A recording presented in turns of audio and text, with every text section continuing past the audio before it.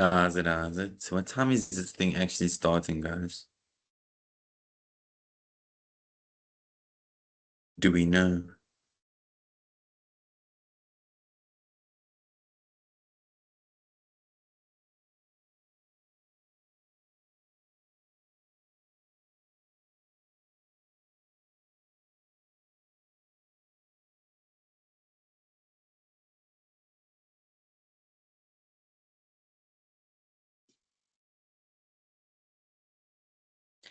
Hi guys, I'm thinking it should be 6 because on the post it says 6 to 7, if I'm not mistaken. Yeah, so it should be 6. Maybe if we wait for the next 15 minutes and see what happens. Okay, awesome. So thank you.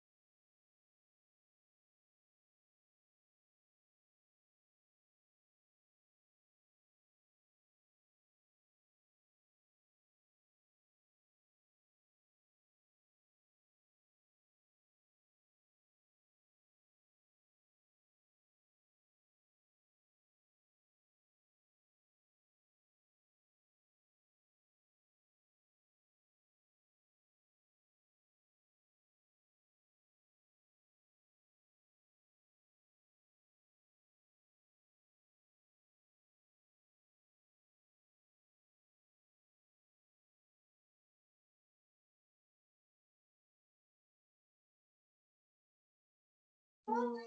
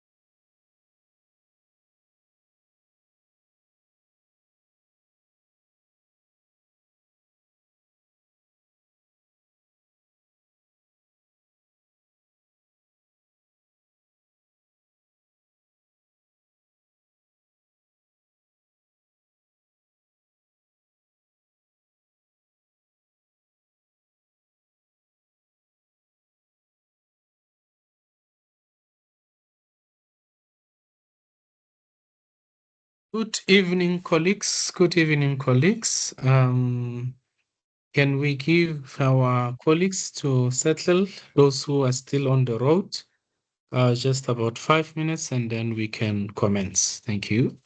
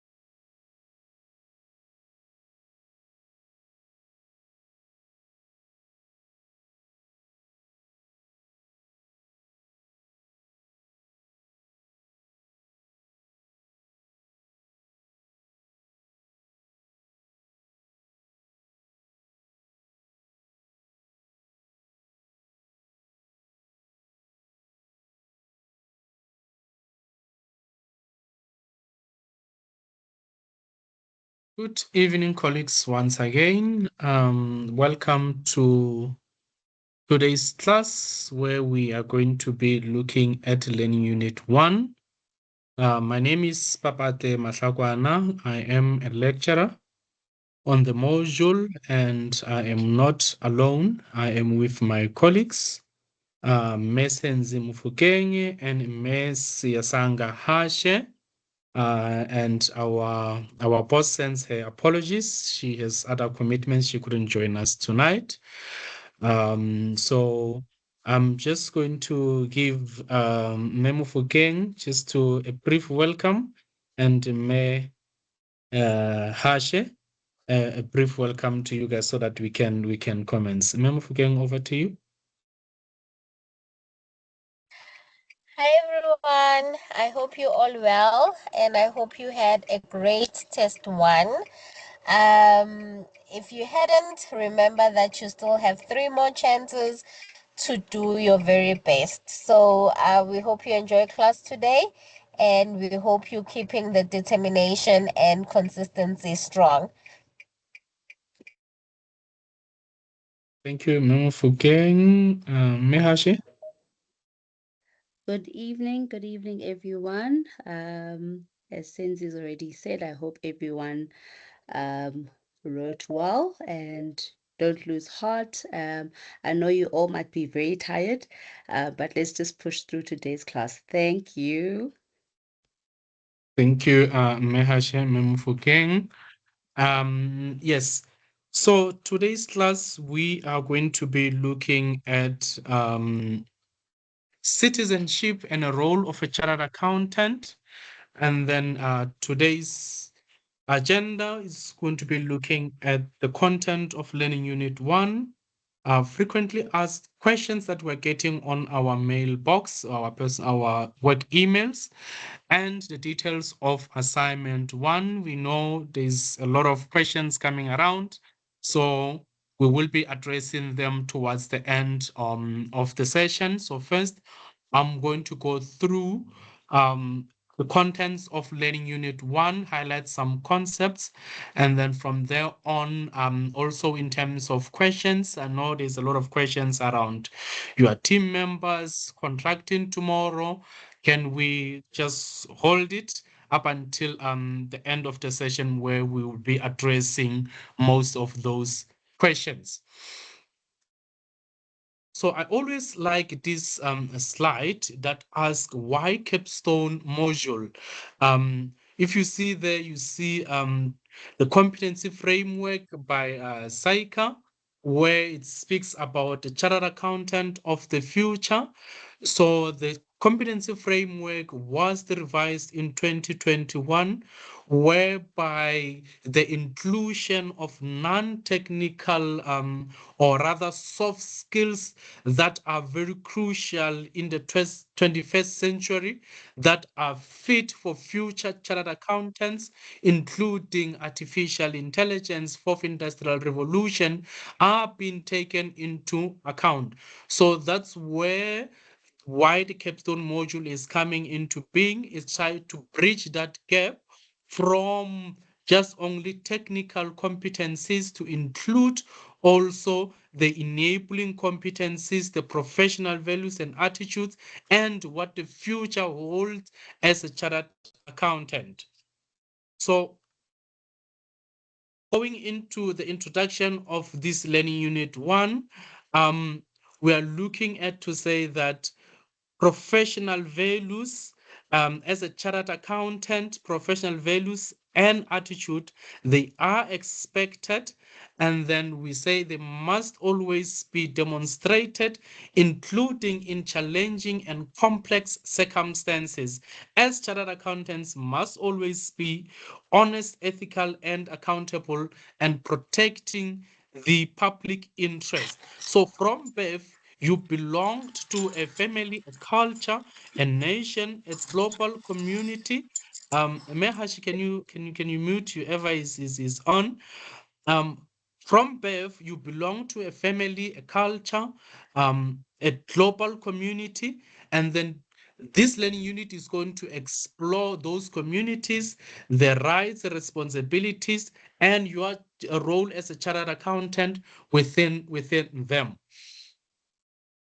So when we speak of community and citizenship, we speak of community and then we also speak of a citizenship that comprises of 3 dimensions, of which is going to look at your personal citizenship, professional and corporate citizenship. When we say a community, we look at a group of people that share a story that shapes identities, providing them with some togetherness and belongingness. So hence I said from birth you belonged in some form of a community or another, from local to a global sphere. And then when we speak of a citizenship, we speak of a status that a community has granted its member with its associated rights and responsibilities. And then again, as I've mentioned, it is divided into 3 dimensions: personal, professional, and corporate citizenship. So as a future chartered accountant, you should be aware of different communities that you belong to, and then how are those communities shaping your identity, the rights and responsibilities associated with being a good citizen in those communities. Desmond Tutu once said that a person is a person through other person. It's a direct translation from the African proverb or African saying to say that umuntu umuntu ngabantu, muthu ke muthu kabantu, and so forth. So when we look at a personal citizenship, I have already stated to say, like, from a local to a cultural to a school to a church, your immediate family, immediate community, to a global space. So it comes from local, national, African, being the continental, and global being the global space. So we are going to be looking at some of those dynamic one by one as we go forth. So we say that good personal citizenship, it means that you are modeling the values and attitudes that contribute positively to the communities you belong to. Values, as we say, they represent ideal standards of behavior. They inform our action and guide our decision making. Some of those are personal, others are shaped by social, professional, or cultural communities.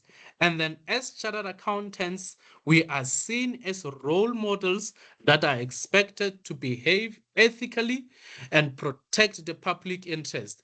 And that positions us to play leadership roles in our local communities. So in local communities, we are looking at that, as I've mentioned, you as prospective chartered accountants, you are positioned to lead or to be role models.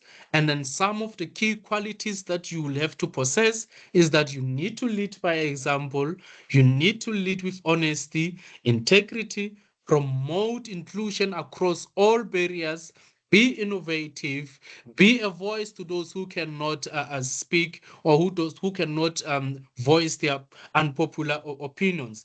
Tolerate and listen to diverse views.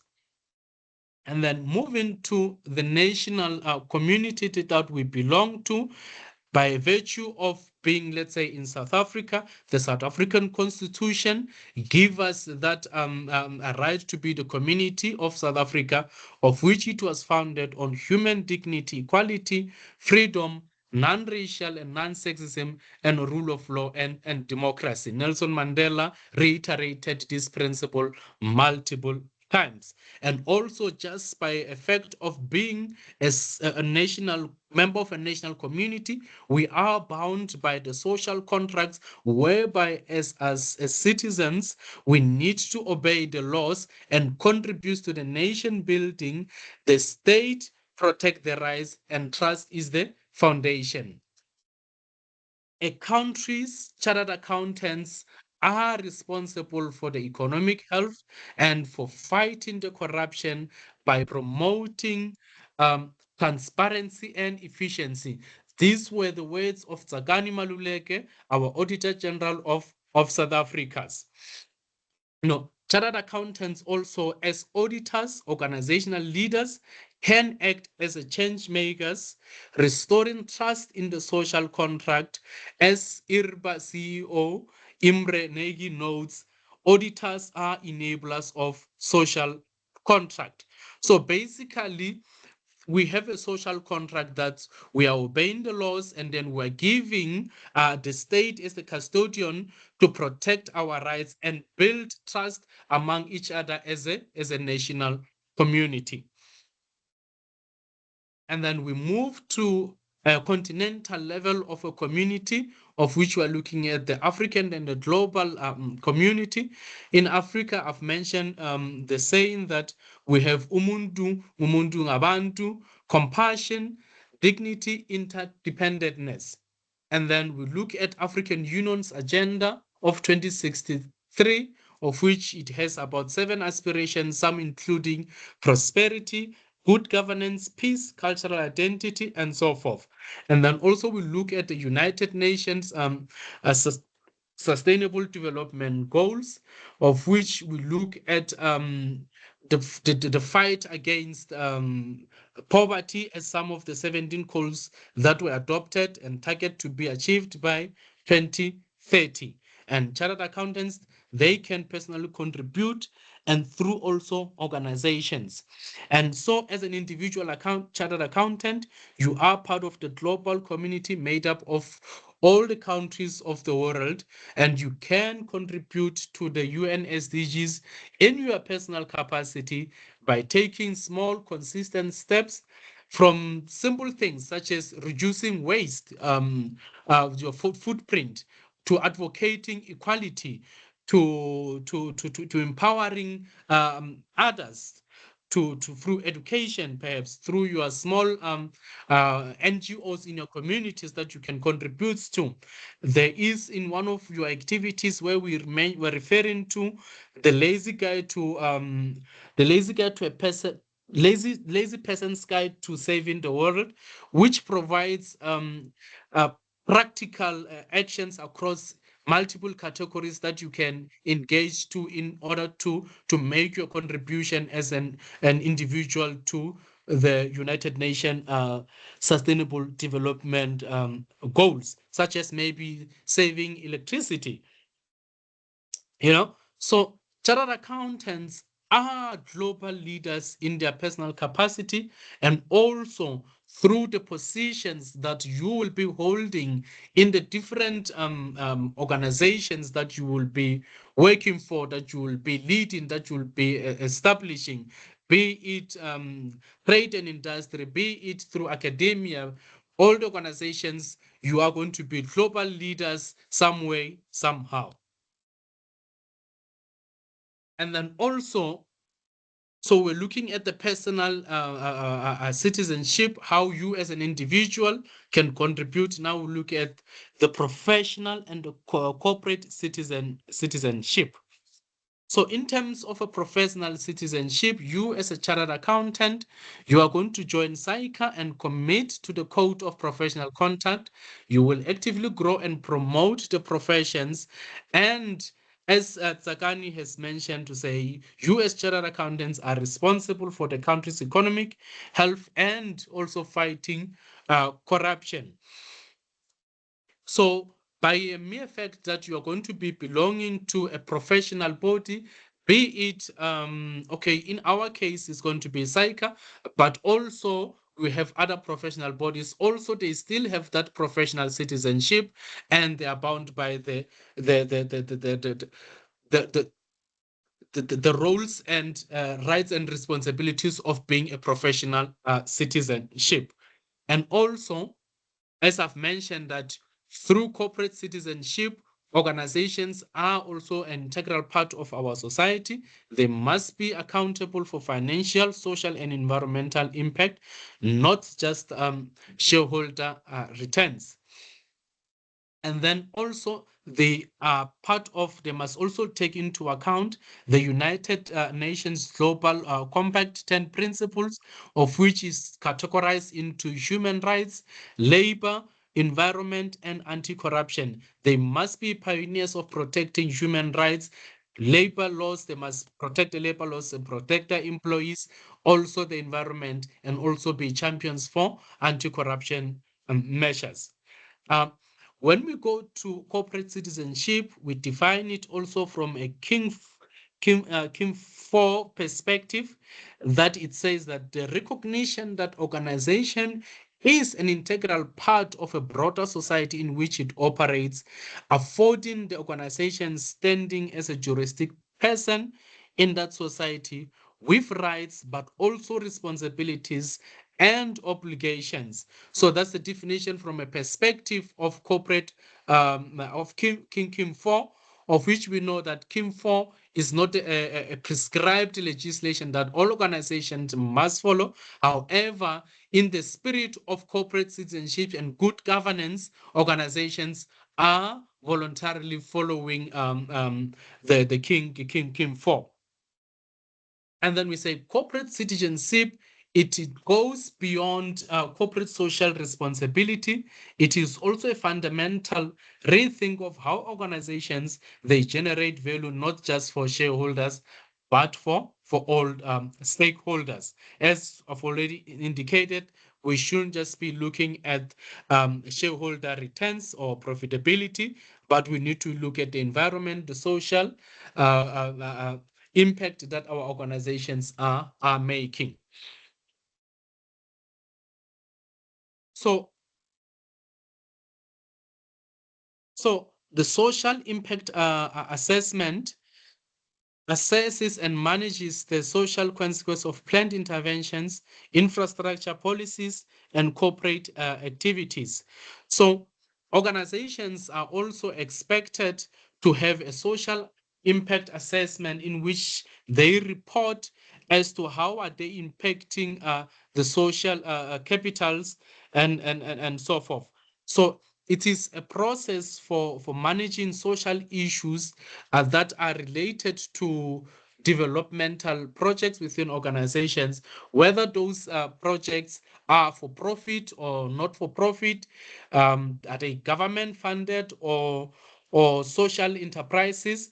The social impact assessment, it must assess and manages the consequences of planned interventions such as infrastructure project policies, corporate activities. Social impact, it refers to the positive outcomes that arise from action benefiting both intended recipients and wider community. So there are two approaches, and then some of the reporting processes, we are going to look to say that which framework must we follow, and then we identify the matrices and we assess the attributions. And then from there, we're going to report on the qualitative data. It can be outcome-based, of which we're going to measure the direct outputs. If, let's say, it's an NPO, we're perhaps going to look at the meals provided by the food bank. Activity-based, we can look at the inputs, such as perhaps the volunteers that they volunteered to prepare the food. And also, as chartered accountants, you are expected to be change makers. Hence, you are the CAs of the future. You are expected to lead by an example in the form of ethics, anti-corruption programs, and speak out against misconduct. You are expected to preserve the integrity of the data by championing the digital transformation and access to accurate information. Look at the environmental sustainability in a form of embedded environmental, social, government factors in your decision making, a moral courage. So we expect you to report irregularities, challenge questionable practices, hold people accountable, embrace artificial intelligence, to advocate for strong IT governance and data protection.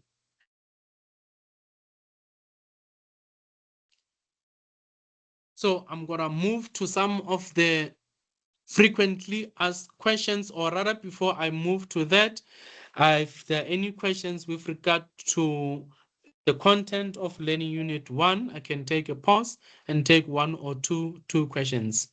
Colleagues, please check for hands for me.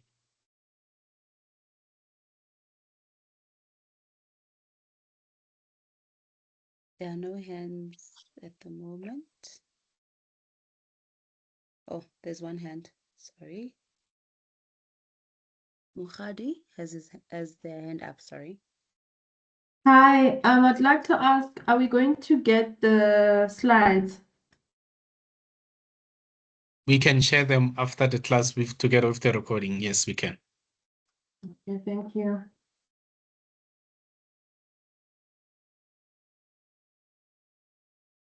All right. So these are some of the questions that we are getting in our mailbox So to say that. sorry, Papatya. Oh, Sorry, okay. sorry. There's one more hand. No There's worries. one more hand that's been raised. Please do come in. Denise. Oh, thank you so much. Probably, I don't know if this question is relates to what you're saying, but I think it speaks to values and principles that you're talking about. Why do we have so much CAs perpetuating fraud and corruption actually within the commerce industry when like your cycle code of professional conduct actually has principles and values that these people should adhere to actually? And I hear you talk about it, but we still see so much of it happening. I'm not sure if you can answer it. Thank you. All right, I'll try to answer it and ask my colleagues to step in. Previously, what we saw was a cohort of accountants or chartered accountants that were primarily trained only on technical aspects. And then as we see the evolution that these are the issues that accountants and auditors, if had they been ethical, could have been prevented. Hence, so much noise now coming through as to preach more technical, non-soft skills to groom the CAs of 2025, the CA of the future. So these are some of the things that I think Saika is learning to say that we need to also push the agenda of ethics, because we've been pushing a lot of agenda around just technical knowledge, So now that we are seeing that we have a problem that we need to address, and then included in that problem also is that we're seeing accountants that are not strategic thinkers, that are not able to think on their feet, that are not able to lead. So hence the change in also in the assessments and the way in which we are teaching now, not just only focusing on the technical aspects, but also focusing on the professional values and attitudes. I think my colleagues can also come in and add. All right. I think because accountants are scrutinized under the code and reported, that's when you see a lot of accountants being caught when perpetrating fraud. So it's not necessarily that it's only CAs that are perpetrating the fraud, but the country as a whole is under siege for corruption. So it's not that it's a few CAs, it's just that the systems are so well developed at SICA that anyone in the public can report a CA that is caught in perpetrating fraud, whereas the other professions, I think they are catching up to those situations. But as accountants as well, we are in a position of trust. And being in a position of trust, we are expected to act in the most high ethical standards. But the reason why there's so much fraud within our country is firstly because of the environment. When I say that there are drivers in terms of perpetrating fraud, and one of the drivers is the environment that you are in. And one of the environment where there is a lack of clear moral direction from senior management, where top management themselves have made it normal for an organization to perpetrate fraud to a point where people do not even recognize that receiving a bribe is fraudulent, where it's the norm in the business in some cases. So it's the era that we're in, and as you know, that it's top management that mostly drives the attitude and the controls of an organization. If that layer is not correct, the culture filters down to everyone within the organization. So I hope I've answered your question, Dennis, but it's the environment. And in that environment, if the environment is conducive and as a chartered accountant, you are not strong enough to stand your ground, it becomes easier to follow suit in the process. I'm going to share a short story of a friend of mine who is a CA and was working for a bank. And that bank was in public for perpetrating fraud. It was actually looting the community for to enrich certain government officials, and he was the CFO then. What I liked about this friend is that before it even went public, he identified the fact that he was supposed to do something wrong. He was supposed to sign invoices and approve transactions that were fraudulent, and he opted to resign without a job.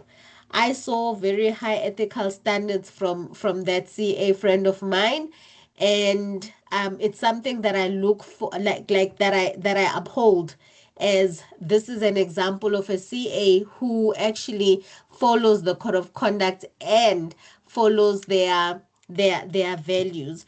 So I have many examples of CAs that have actually opted to step down from their positions, and that takes a lot because it means there's no more financial stability in the family, and also the fact that in relation to your peers, you are now you are sort of now at a lower rank or a lower class, but at least you sleep well at night knowing that you stood by your values. So I'm gonna stop there, but there are many examples of CAs around our spheres who actually do the right thing and stand their ground and say no, no matter how tempting it is to sign that invoice, to approve that fraudulent deal, they still say money is not worth selling my soul for this. I'll stop there. Thank you, Memo Fugeng. Mehashe, do you want to add, or is there another question, or should we move?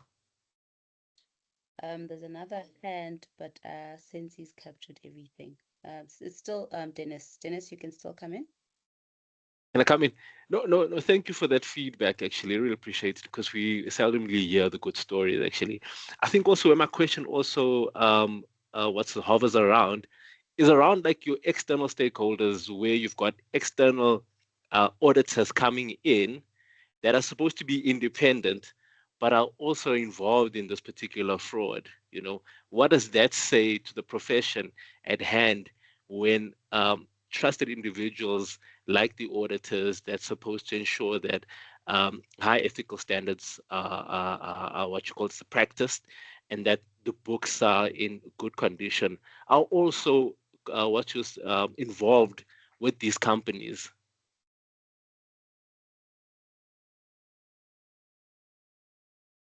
Memo Fugeng, you can take that.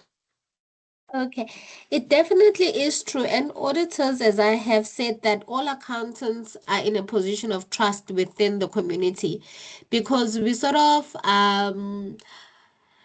downplay the importance of finances within an economy. And it's very important because once financial systems crash, it has dire impacts for generations in our lives, right? So all accountants are expected to hold high ethical values.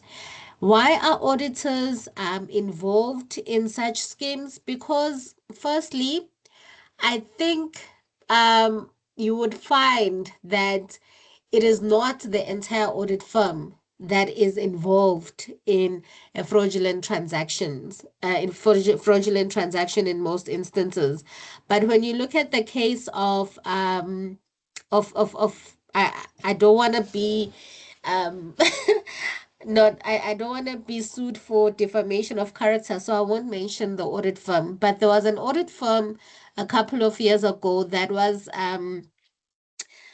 implicated with a Gupta transaction, and it was a particular partner that they had bribed or were giving money for a better transaction, right? And the audit firm itself, when they had found out that there's a rotten potato in the bag, they improved their controls significantly, where every partner was audited, lifestyle audits.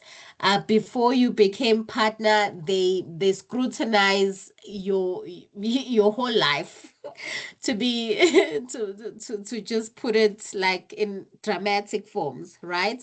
So it's not necessarily the audit firm, but it's the individuals. It's us that are CAs. When we are greedy, when we see opportunity and we take it and it's wrong. So it's not necessarily that the system is flawed, but it is the people within the system that make it flawed. So it starts with it starts as little with us. Am I gonna, if given the opportunity, am I gonna copy or am I gonna fail? So there has to be pressure, and there has to be sort of like a push that is so significant that it affects your life, that if I fail this test, it means that I'm not gonna make it. So I'm just making like simple examples in our lives. Am I gonna steal this sweet because I'm hungry, or am I gonna deal with the hunger pains until my mom gives me that meal? This is from a 5-year-old perspective. It's an example from a 5-year-old perspective. So it's the individual and the pressure that you're facing. Are you willing to face the consequences of the pressure that you're facing and do the right thing until the right opportunity comes? Or are you gonna take a shortcut and be enriched and see yourself as in a superior class? So yeah, it's a lot of people within the audit firms that are part of these deals and instigating the deals that do perpetrate fraud.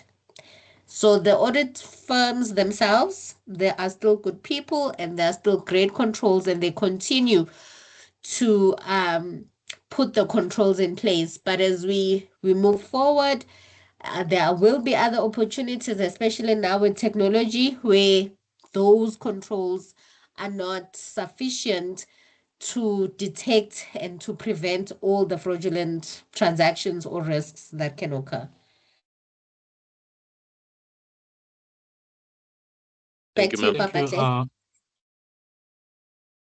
Thank you, Memo Fugeng, for such comprehensive. And just to add, and I think we always place more emphasis on the auditors, leaving out the chartered accountants in private practice or in business, because most of the time when the external auditors are going to uncover some of these scandals, it's already too late. However, the accountants in business, most of them can actually prevent them from happening. So they also do have a huge role to play, not just the auditors. So I think we can move to our frequently asked questions. Team contracts, they're due tomorrow. Yes, they're due tomorrow. How do I find my team members? We are getting a lot of questions as to how do I find my team members. First method, emails. If you just type in the names of your group members on the Outlook, it should pop them up automatically. You can email them. And also, I believe that in the CTA2 main WhatsApp group, there are links floating around to say we are group 1E10, 1E or 5E, 11, and so forth. I think those are the main ways that you can quickly reach your members. I cannot find the e-tutor site. If you are not allocated to an e-tutor site, or rather e-groups or a group site, as we don't have e-tutors anymore, please email us so that we can allocate you, especially those who have registered late when the system did the allocations. Email us, and then we will definitely allocate you into an e-tutors group site. And then how do I allocate myself or enroll myself in a group site for the purpose of the group assignment? The due date has passed. And then what we have done is that those who did not allocate themselves in time, we randomly allocate them to the groups that still had spaces. And then, yeah. So if you are still out of a group, so tomorrow is the last day because people need to submit their team contracts. So reach out to us tonight, tomorrow morning, so that we can fill up some of the groups that are not yet up to capacity. And then another thing in terms of the groups is that you are expected to be an active participating member. And then as some of the dispute resolution mechanisms that you will perhaps agree on your contracts, as that if a member is inactive and all of you vote in to say that no, this member is inactive, you can send us an email. And with that email, you must include the member themselves to say that we have taken the following resolutions, the steps, the member is not active, therefore we resort to the last measure that we are removing him from our group. We will remove you from that group, and unfortunately, you are not going to get any marks for the group assessment. And then another thing that we are getting is that are the activities in the learning units compulsory? Do they contribute to the year mark? Yes, they are compulsory, and then they do contribute to your year mark. And then we are going to choose which ones we are going to include. Of course, we're not going to include all of them, but there are some that we are going to include, and then the choice is up to us which ones we are going to include, which one we're going to leave out. At the end of the year, that's when we're going to decide to say, okay, we're including activities so and so. This one we're leaving out. So for me to say they're compulsory is because you don't know which one we are going to include. And then look out for some of the activities that are due, because those activities, they do have due dates. If you look at those, there are those that are due. Please ensure that you submit them on time, because some of them are going to contribute towards your year mark. Okay, let me go. No, let me ask if no. Let me go to the assignment 1, and then we can have a question and answers from there. So assignment 1, as we have stated, that it is a group assessment, meaning that you are going to work in groups. Previously, we stated that you're going to be a group of 7, but due to admin and logistics, we increased the number to a 9. So don't be surprised, we've been getting some of those queries also. So the assignment is going to be due on Monday, the 4th of May. And then it's going to be Mehashe confirm for me if I'm correct on this date so I can correct it while I'm here before I make a mistake. Yes, yes. The assessment will be available on the 13th. You are correct. All right, thank you, Mahaj. Yeah, The the dates are still assessment correct. is going to be available on Monday, the 13th, where you will start having access to it, and then you can start deliberating as groups as to what kind of technical task, research, and so forth you are giving yourselves. And then you are only going to be allowed one submission, and that one submission is going to be from one of you as part of the group to say that, okay, this is our final submission. You submit it, and then it applies to all the members of that particular group. Similarly with the grading, once we grade it, it's going to apply to all members of the group. If your group has achieved a 60%, all members are going to get a 60%. And then it must be submitted on the group site, like your 1E, 2E, so forth. And then another thing is that we are going to have a peer review whereby you are going to rate each others as group members to say, Papatle, he was lacking in this group assessment. Therefore, this is how much I'm rating him. These are my comments. Sia was outperforming. This is how much I'm rating her. And these are my comments. And therefore, that is also going to contribute towards the year mark, or as an overall assessment one. And then what am I missing? Colleagues, come in. What am I missing?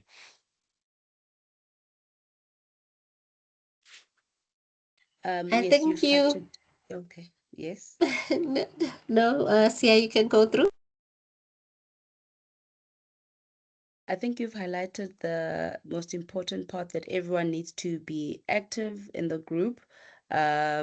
If they are not, the team needs to let us know so that we can remove the inactive member.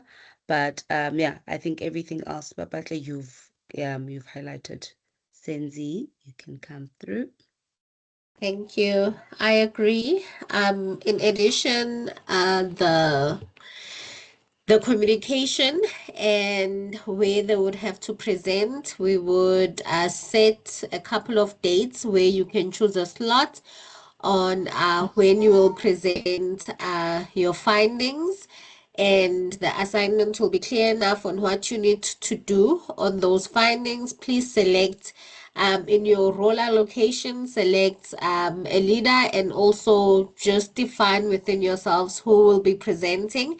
The whole group needs to be there to support the presenter and to answer questions. So yes, we are looking forward, and the PVAAs that we are testing are presentation skills, communication skills within that time. And it's very interesting because these are the skills that you are already using at work, and if you are not working, you will be using where you will be presenting to as a pseudo executive, which is us. Wow. Thank you, I see a Memo lot of Fugeng. a lot of hands. Maybe I should have Yes. kept Yeah. quiet. Now the fun begins. Sia, Okay, are we taking the hands? questions? Okay, yes. First question, T Sineke, please come in Hi, able to hear me? clearly. Yes, we can. Yes. Hi, is for tomorrow's contract, is there really no possibility of reconsidering that due date? We really haven't found some of my group members.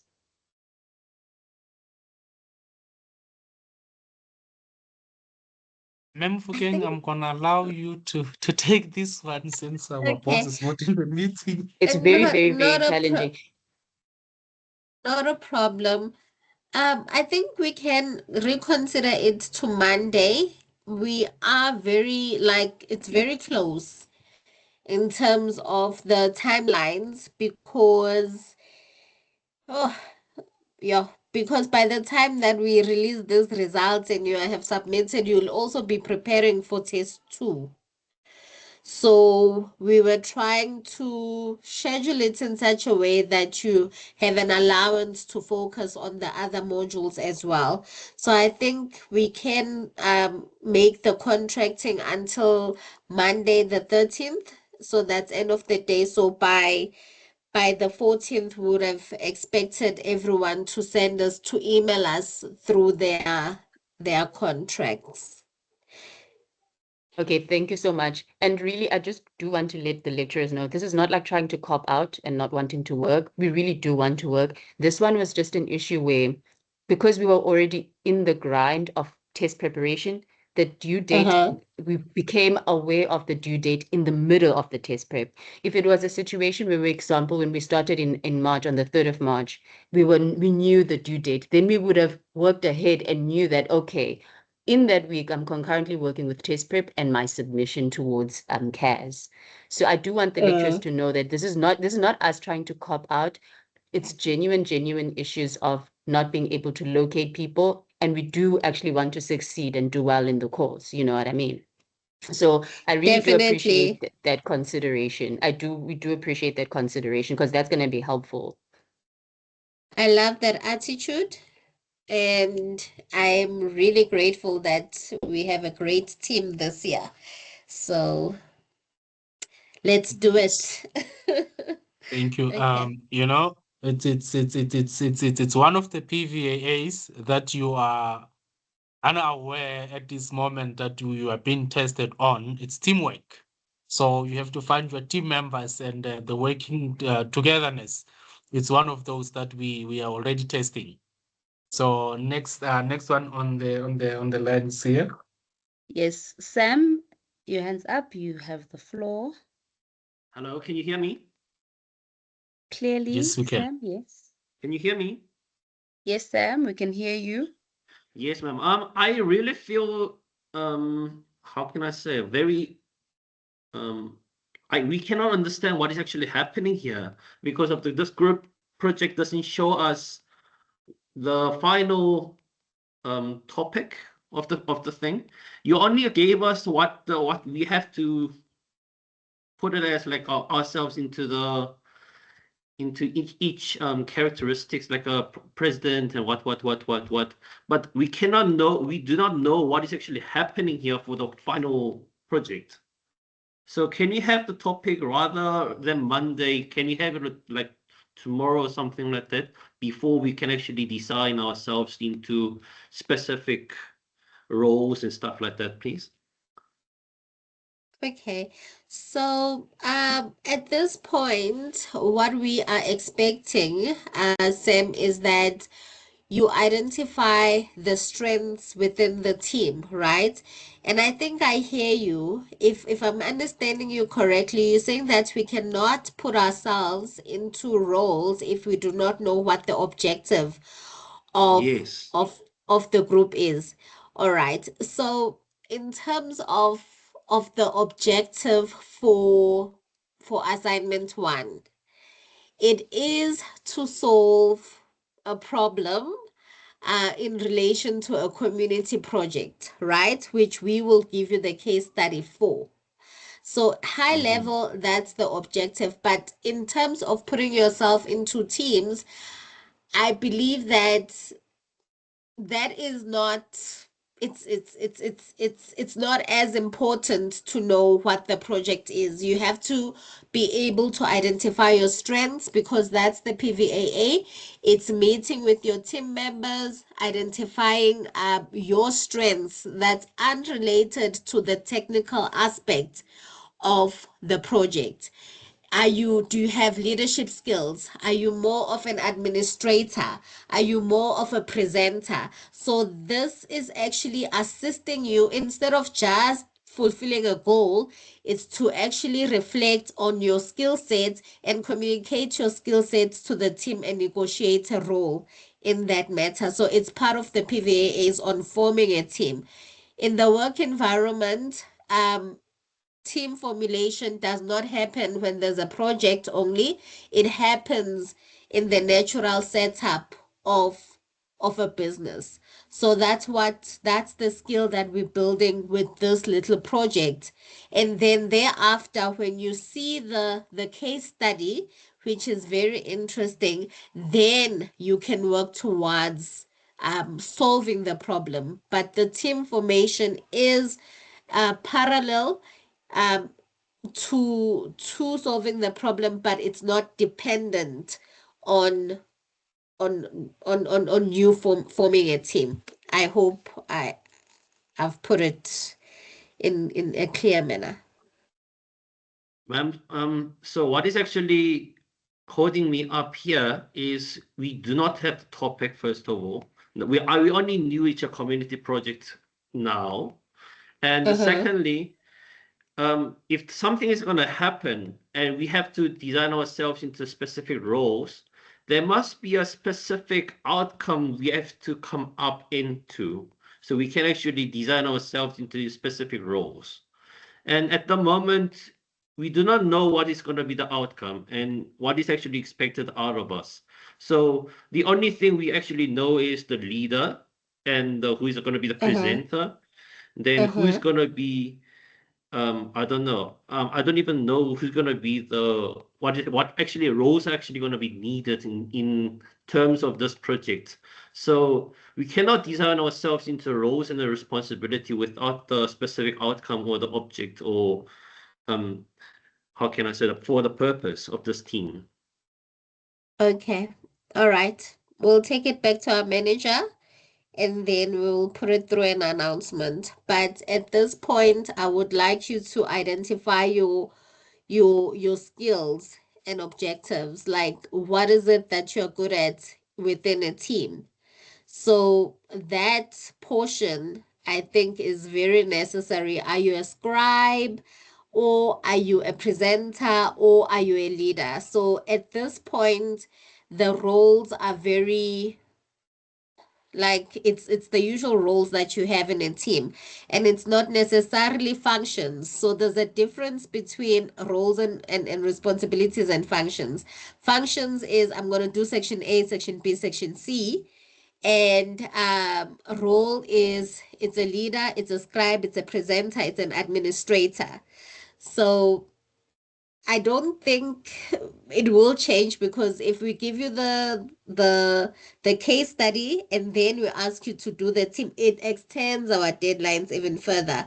So the objective is still, it still stands. I know that my manager will say that it still stands. It's team formation, and that's what you need to achieve by the 13th before you get the case study. Because once you get the case study, you're gonna say the role is to do that section. You're going to change the roles into functions, and that's what we've seen in the past, that the roles are confused with functions. That now you are saying that this person is a senior financial manager, or they are the community manager, and that's not what we're looking for. We're looking for team formation. Who's the leader? Who's the presenter? Who's the administrator? Who is the scribe? So those are the type of roles that we're looking at for organizational purposes. So you Do you didn't think you even can give us achieve that? what kind of roles there are. I've just mentioned a few, Sam. I've mentioned Man, a lead. that I've, can't be I've, nine, men- man. I've mentioned a leader. Mhm. There can be two. There can be two scribes. There can be two presenters. You would Can it be decide within numerals? your team. So the leader of the team can organize the team in a manner that some roles are shared. Obviously, you cannot have two leaders, because that will sort of dilute the decision-making power. So you would have to decide within your team on how you allocate the roles. But the roles are definitely not functions. It's not section A, section B, section C. So it's to organize yourselves in a manner that can be productive and effective. Have I answered you, Sam? maybe didn't give me 100%, but we will try to figure out it within the team. I know you Um, wanted your answer. You wanted me to give you the case study and then you decide on the roles. I'm sorry, I am not bending on this one, Sam. I will meet you at graduation and shake your hand when you're a CA. Okay, I'll try to I'll try to sort it out within my team. All right. Okay, then, Clearly, thank you're you. the leader in your team. I can already foresee it. And okay, let me stop. Papatle, back to you. Thank you, Senzi. Let's take another hand. Right. We have Mary. Mary, please come through.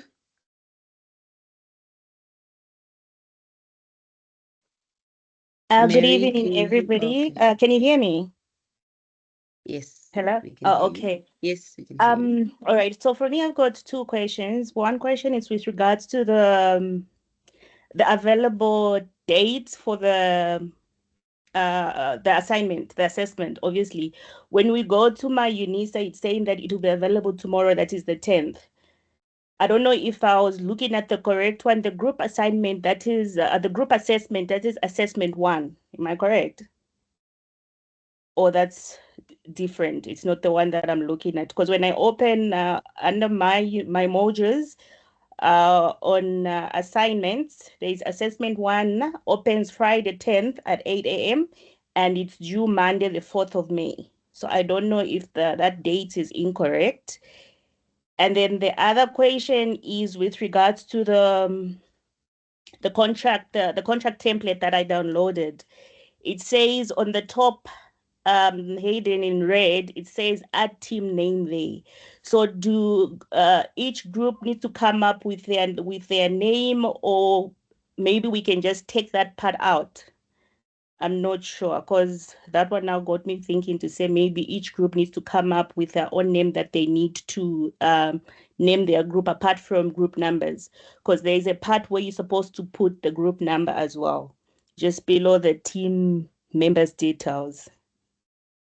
And then lastly, from what Sam was asking I don't know if I understand you correctly, sorry, I've forgotten your name, where you were explaining about the roles and functions. So since we don't have obviously the scenario for the project, then do you mean us allocating roles to each individual in entail that maybe if you choose a leader, maybe somebody who's going to, let's say, set up meetings, would that fall under allocating the roles and responsibility? Because obviously when we are submitting this the contract, we need to indicate the roles and responsibility.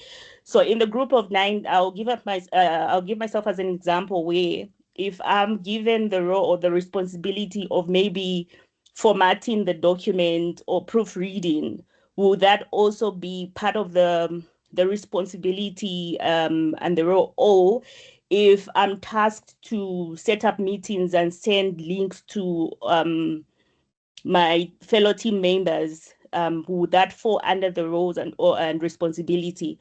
Where since we don't have the scenario to task each other to say, no, this person is going to work on this, maybe this part of the section of the scenario. Yeah, I don't know if my question comes across understandable or not. That's it. All right, I'll come through. First question on the availability of the case study on the 10th of April. That is an error. We will fix it to the 13th of April. The case study is ready. We have to make sure that it is available on the system. So it will change, the date will change to the 13th of April. Second question was, what was the second question? Old age is catching up. Okay, it's on the template for the contract where it Oh, the says, template. yeah, Okay. yes, it says I add the team remember name. now. Mhm. Yes, you like come up with a team name, but you always have to have your group number there because your group number is our identifier. So we're looking for some creativity. Please keep it clean. Don't use swear words in terms of your group name. We've seen some interesting things. Have a bit of humor. We would like that, and have a bit of ambition too. But we don't want Team A as a name. Give us something creative. Give us names that are based on different languages, different cultures. Write in Mandarin if you have to, but we need a very interesting team name. And then finally on the setup of the team, uh what you had mentioned are responsibilities. Please make sure that you do not load one person with the responsibilities, with all the responsibilities. So if you are the leader, it doesn't mean that you have to delegate everything to everyone. You also have to take some responsibilities, but make sure that the responsibilities are spread in a fair manner, right? So this contract is a team setup. It's not functions. You're still gonna meet and allocate the work across you guys, but at the end of the day, you know who's responsible for submitting. You know who's responsible for proofreading. You know who's responsible for setting up meetings, right? And in those setting up of meetings, don't only make one person responsible. Rotate that responsibility amongst yourself, or if you choose two people or three people, let the three people set one meeting each, right? So it is up to you as a team on how you organize yourselves for the submission. Painful is when somebody says they'll submit and they don't submit. They have a hangover on the day. So be careful who you you give that responsibility to, and check, please check that they have really submitted, because yes, in teams we sometimes want to kill each other because somebody has not done what they were expected to do. It's normal. It's part of a team. It happens at work, it happens at school, it happens in families, everywhere. You know that because you don't know each other, you'll only know at the day that the assignment was supposed to be submitted that they hadn't submitted. So I guess I've said enough. Papatle, back to you. I will shut up. But my students are very interesting. They come up with interesting questions. I can't hold Very myself. interesting questions. Very interesting questions. Let's take the next question. Jaden. Jaden, you're up. Hi, evening. Oh, I have Jardine, two sorry. questions. The first one is not a question, it's maybe a suggestion. On the UNISA main group, a lot of people have been struggling to find their members. Um, my specific team I found, but there's a lot of people that are still asking and trying to find their groups. Could I maybe suggest that if it be possible, that you guys open a discussion forum on UNISA where they can try and find each other? Because even if you sometimes have your team's names, you can't directly email them via my UNISA, because some people have a setting where you can't just email them. um, if you can maybe create a discussion forum tomorrow, so people can just go directly there and say, listen, I'm looking for this team, and people can find each other there for the last minute. And maybe just send out an announcement to everyone to say, if you can't find your team, this is the place to go look at. Here's a discussion forum, just go down here. I don't know if you can maybe do that. And then my second question is regarding the contract. Um, the setup of our values and etiquettes and all of those, is the point of it being solely directed at the formalities of our team setup? That's it's supposed to say, the team, if there's like conflict in the team, this is how we'll address it. If our one of our team members don't do their part of the team, this is how we'll address it? Or are we supposed to go deeper into the points of like bigger world problems of being a CA that we've addressed now in this first learning unit, where we're supposed to address that how to be a good citizen. This is what you should be. Are we supposed to go that deep, or is the contract only a formality type of setup? Those are my two questions. Thank you. Interesting suggestion there. I think it's doable. We'll create the forum. Just don't know about the admin of scrolling through each post, but we will do that and send an announcement. And then in terms of the values and the rules of how you're going to solve your group internal issues, those are mainly within the setup of your group. So it's basically within you guys as a group member agreeing and disagreeing to say this is how we are going to solve, and then at the end of the day reaching a compromise that you're putting it into a contract. Okay, thank you. So we don't have to get too technical with it. Thanks. Next hand, Sia. Michaela.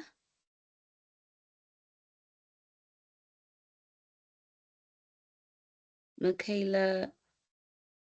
Okay, your hand is down. Aisha. Good evening. Thank you so much for taking my question. I just had a quick question with regards to the email platform. There's a specific title that we need to use to be able to identify our project. I just wanted to confirm that one would be able to identify that this is one. I struggle to hear that. You're a bit colleagues, did you soft. get it? Can you try again? Aisha, if you can speak again, you were a bit soft. Can you hear me now? Perfect. Yes, Much I can better. hear you. All right. Thank you so much. I was just looking to confirm if there's a specific title, subject title that we need to use for the email that we need to send for the contract, just to confirm that we'd be able to be identified as this group when we are directing our emails, since there'll be a flood of emails. Is there a specific title that we must use, like our group name, a group number, and so on, and then the name, the contract template? Yes.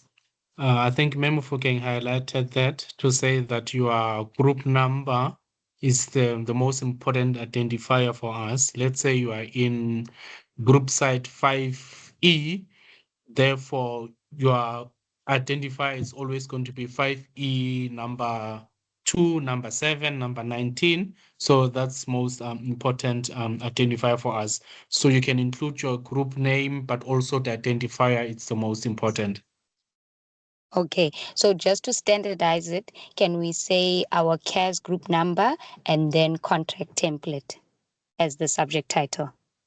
Yes, let's say now you can say group 1E 11, and then so that's what we need. That's our identifier, a group site and a group number. Can be 2E number 3, 4E number 20. So but that's what we need to see as an identifier. All right, thank you, sir. Mobile, you can come in. Hi, everyone. Not to attack anyone, but I have two questions. We are all individuals that don't know each other, and we don't know each other's strengths and weaknesses, but people will come in with what they think or what they see is strength. However, there is a sort of egoism that goes around students. So what if it happens that we appoint someone and then we see that they are not fit for that position, and we've already submitted that, for example, they are leaders? Are we able to then change and amend from what we would gather as we are working together? Because I think if I appoint myself as a leader and then knowing very well that, you know, we do this as students, we have no reason for it. So are we able to change who are we appointing as our leader? Because we're going to be nominating ourselves. That is my first question. The second question is, are we able to also put backup, I would say, backup roles, just in case someone falls sick and we can't submit a signal because we are a group. So one of us was here. So are we able then to put backup positions or saying, okay, they're a leader, but in case of absentee, this person will take position? That's all. Yes, you can.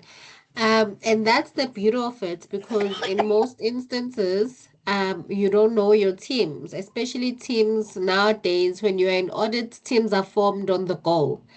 Um, to service a client, you don't know those people, and you start discussing, you start learning each other's strengths and weaknesses as you go. So in terms of backup, yes, you can organize it as a team. And if a leader or any member of the team fails to perform their responsibilities, you inform us. You don't have to change the original contract and resend it. That's not necessary. What you would do is you discuss it amongst the team member and make sure that you submit your assignment, that you reallocate the roles so that you are able to resubmit your assignment. You don't have to send us the contract again, but you will have a chance at the end of the project as well, where you do a 360 peer review. So this is where you score the person and you give them zeros. If you feel that they really let you down, then you give them zeros.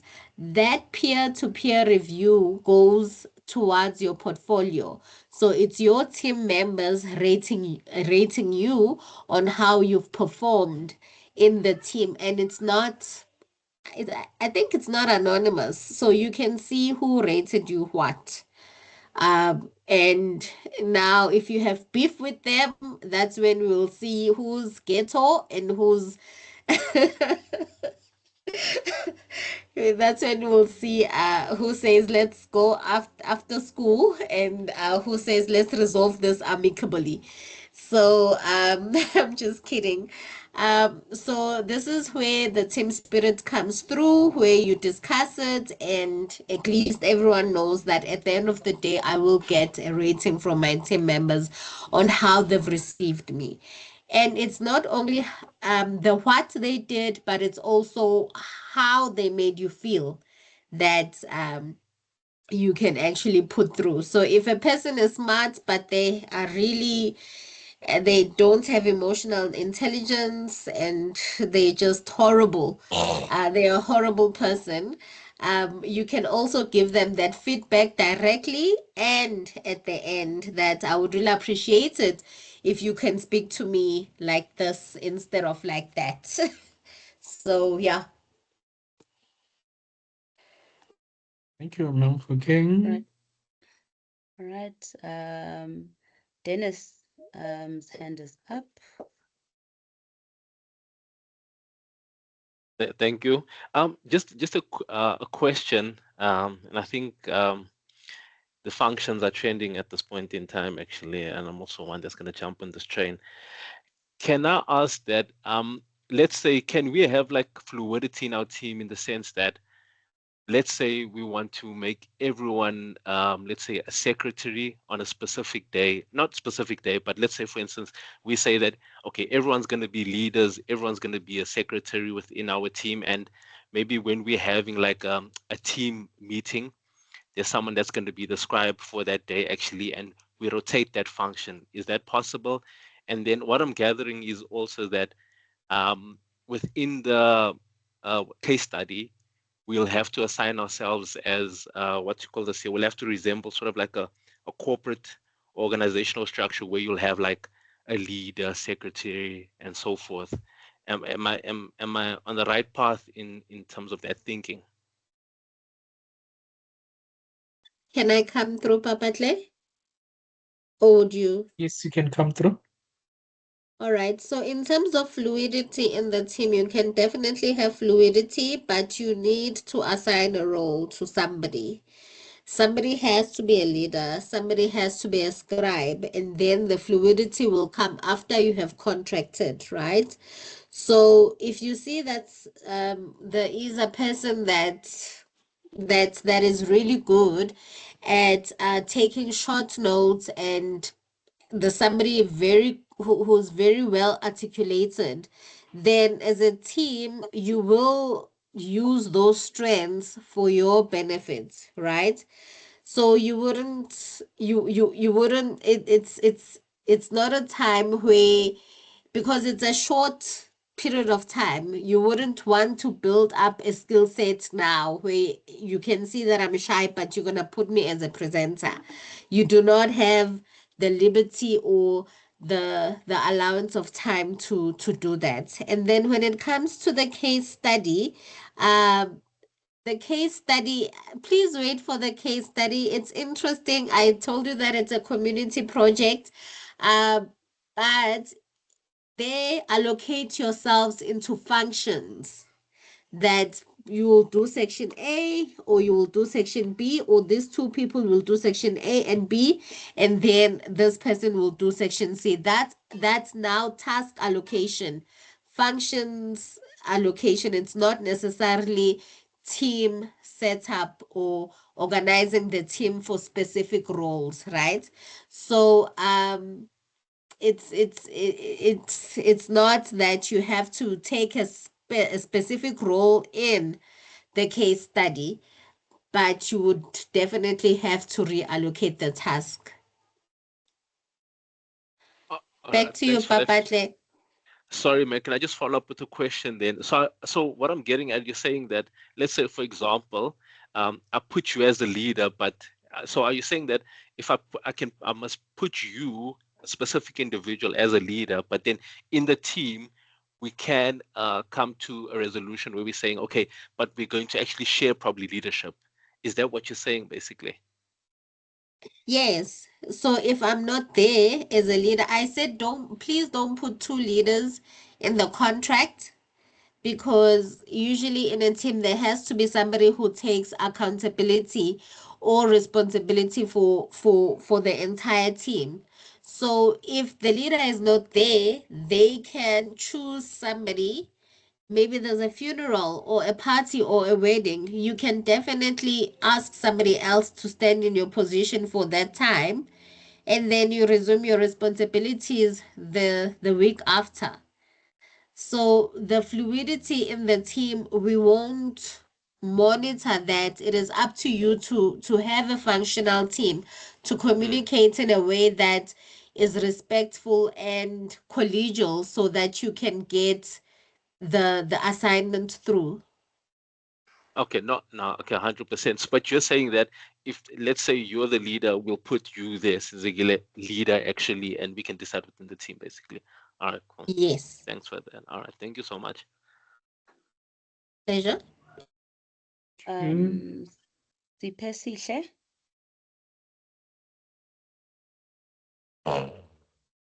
Sipesihle, you can unmute yourself. All right, let's move on to Tandega.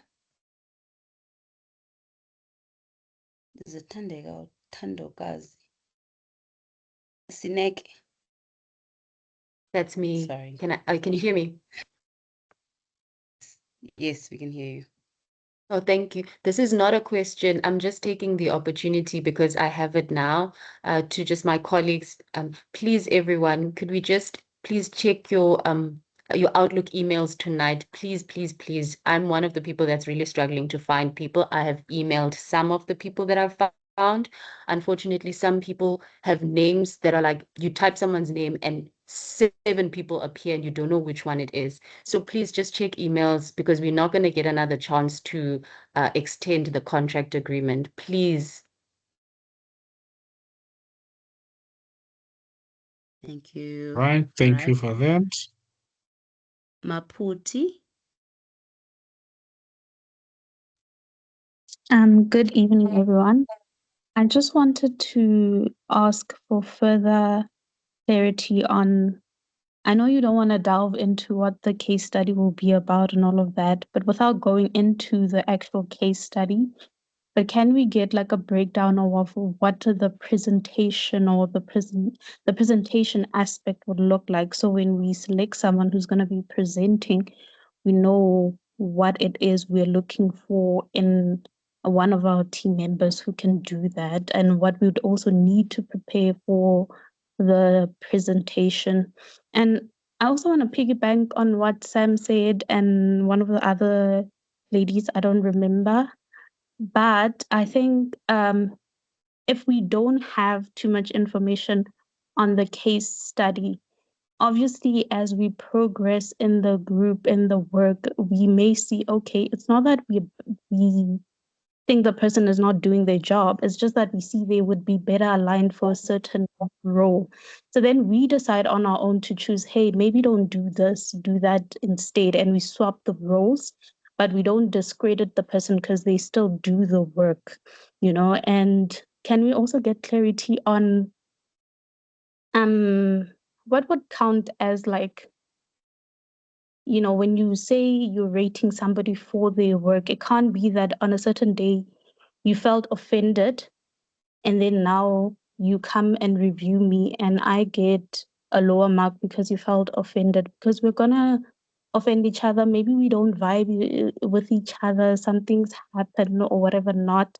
But as long as we get the work done, as long as we're respectful, I think that's what should matter more than the fact that on a certain day, hey, you didn't like my vibe, you didn't feel this way, and then I get discredited for that in my work. I don't think that's something that makes sense in my opinion. But mostly, can we expand on what the presentation aspect would look like?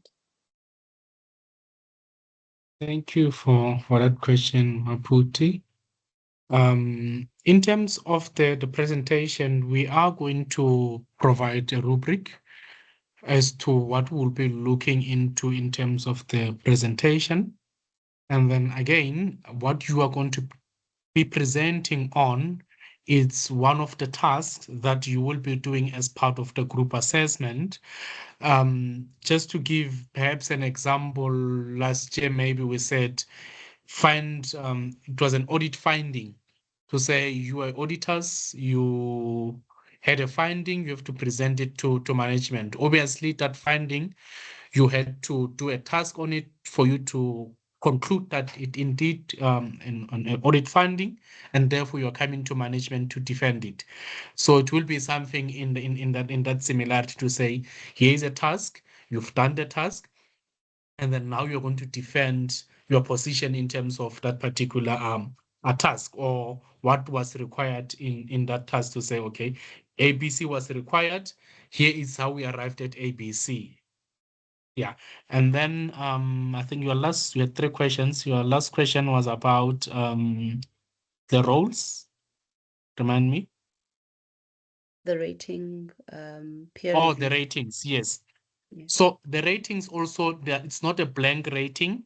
It is a guided ratings where there are multiple categories that you're going to go into each category to say that on category 1, 2, 3, 4, 5, how did this person perform?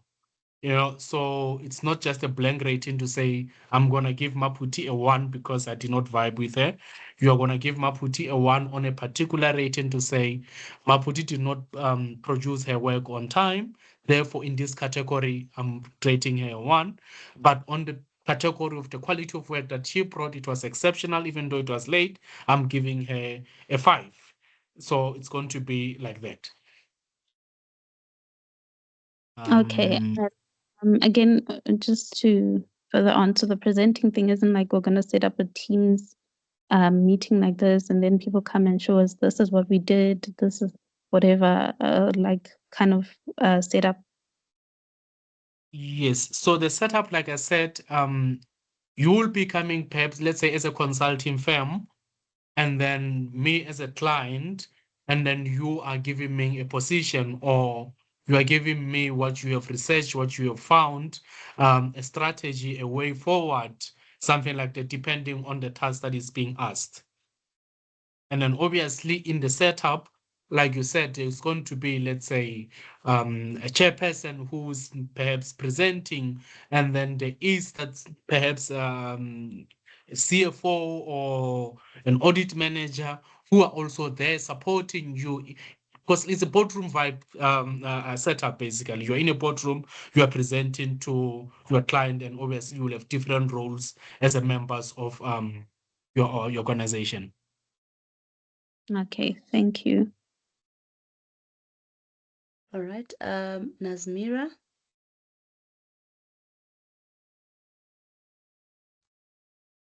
Nazmira. Hi everyone. Hope you guys are well. Okay, so I've got one question regarding the presentation. Um, I just wanted to confirm if all members are required to present, or can we select a handful? Because last year my team was under the impression that only like a handful were supposed to present, and then the remaining members, waited to be asked certain questions, but then we got marked down because the e-tutor that was assigned to us assumed that every single person had to speak during the presentation, and she didn't ask enough questions. The guy who came to mark us also, who watched the entire presentation, didn't ask enough questions for everyone to answer. So is everyone required to present, or do we pick one or two members to do the presentation and everyone is just present at the team's meeting? Thank you. Not necessarily that everyone needs to present, but what we need to see is teamwork, a cohesion, that you are coming as a team into a boardroom and therefore are supporting each other in different roles. So it might be that someone is presenting, someone is answering questions, someone is answering questions, presenting and supporting each other and giving Yes. further comments and such. So we Okay, need to so see that that's cohesion. something. So we don't need to see all of you saying that each and every one you is presenting. Okay, so some can present, some can be assigned to answer. So what we did was we had certain members allocated to answer questions for section A, some for section B. We had one Yes. person doing the agenda and the meeting, and then we had one person to introduce everyone and then close off at the end. So something like that should be fine. Yes, that will be all right. All right, thank you. Also looking at the rubric, because the rubric also, it does give a guidance as to what we need to see. Okay, all right. Thank you so much. Sure. All right.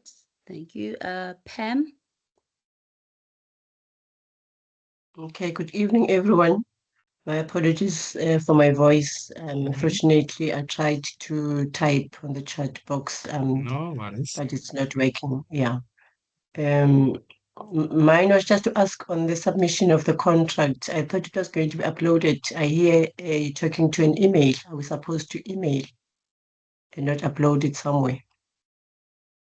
Yes, send it to our group mail, kes4801@unisa.ac.za, with your group number and your group site and number as an identifier. Okay. Thank you. All right. Thank you. Lastly, now the activities that one has missed, because I see there was one that was due on the 7th. And when I try to go back to that one, it indicates that it has been locked, something to that effect. I'm just looking at the timing of that when we're actually writing the test in between the test dates. Is there no way that it can be reopened for us to be able to go back and do such activities, especially when one does not know which one is going to be selected then for the final assessment? Thanks. King, you are second in charge. My goodness, I'm easy. Yo, Piloyaka. Okay, I'll ask Tati to open it until the 13th. So, there's a lot of work for everyone, hey? Contracts, activities. So I'll just kindly request. I know she's gonna give me I'll Thank you have so to take much. a lashing on this one because Thank it's you. the start and some people registered late. So I think that's gonna be my arguing point, my winning card. But please don't ask me again, guys. Don't ask me to move the Thank you. activities again. Yeah, thank you so Thank much. you, Yeah, ma'am, it's for really doing. affected. There are students that have registered late, even And some it that was have missed test even test day. one. Yeah. So I have Thank good you so points much. to We really go appreciate that. put my argument. All right, I will ask I will ask the boss to open it until the 13th at least. And Thank then you, we'll let you know. ma'am, for gang. You see, I have students' interest at heart for not responding to some of these questions because yeah, I know it will have been perhaps a direct no. Oh, all right. Let's take All right. last few questions. All right. All right. I think the We'll take last the few last hands. 4 hands. Yes, there's 4 hands left. We'll take the last 4. We have Offense. Good evening. I just want to also ask, based on the question that Pam raised, will this include the activity that was also due on the 26th of February? Will that also be reopened for us to complete, or will it only just be the one for the 7th? We Hello? would have to open that one as well because some people registered late. Okay, thank So you for so those much. who registered early, and yeah, I'll be in trouble, but I'll have to really write my English down and get the cards ready. But please, like the next one, don't ask. Yeah, no, Please, thank you please, so please. much. I'll just ask that those be extended so that everyone can put through everything that is missing by the 13th.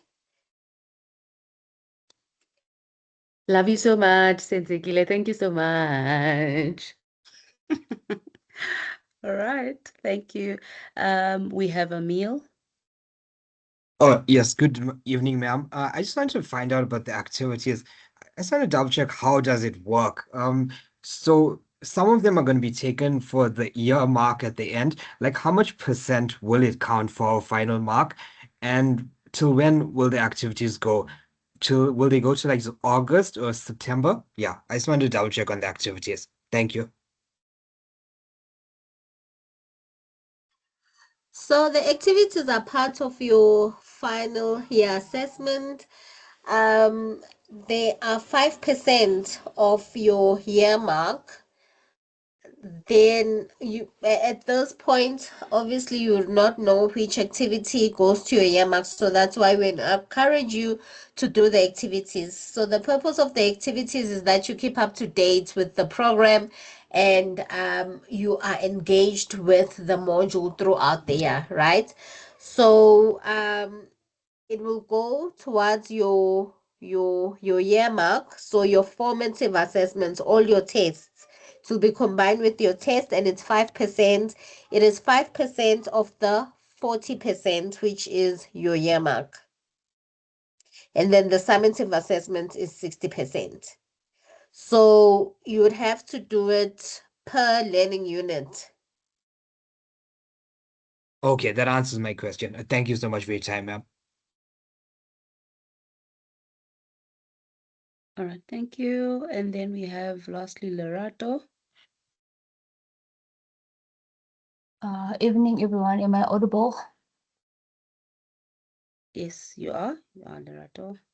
Okay, I just wanna touch on the presentation part. I heard Mr. Papake said like you don't need to see everyone presenting, but also would it be wrong if maybe we try to, like I know in a group we are 9, maybe like if we take turns in presenting, like is it wrong for us to take turns in Not at presenting? all.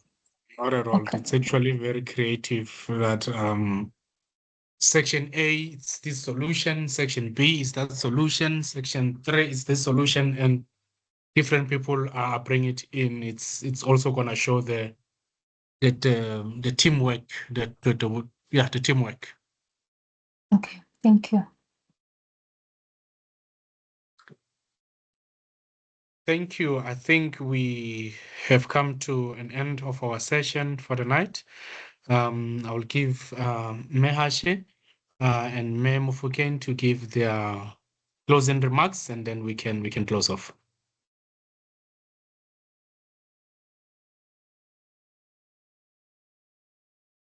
Mehashe? Oh, thank you. Thank you. Sorry for that. Thank you everyone for joining tonight's session.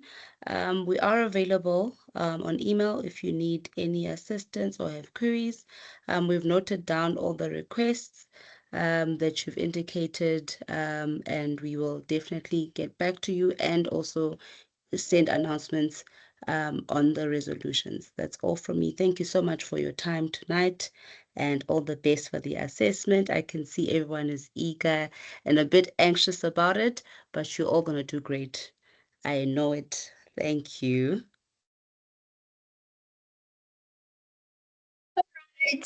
Thank you everyone for listening to us until until almost 8 o'clock. I really and the numbers are still at the same level as they were, with some people still joining.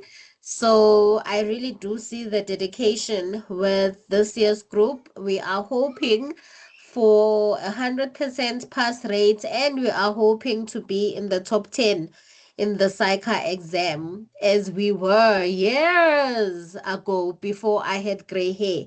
So I really hope that we can do it this year again. Please make me proud, please. And all the best. Bye.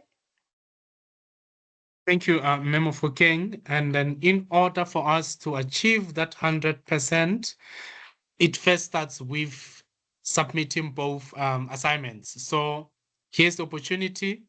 Let's take the opportunity while it's still there. Submit the first assignment, submit the second assignment, and then you qualify for our module. So all the best. We thank you guys for taking time. And then Swissis, I see you, but unfortunately, I'm gonna have to love and leave you. Send us an email. Thank you guys. Thank you so much. Bye-bye. Bye, everyone. Thank you.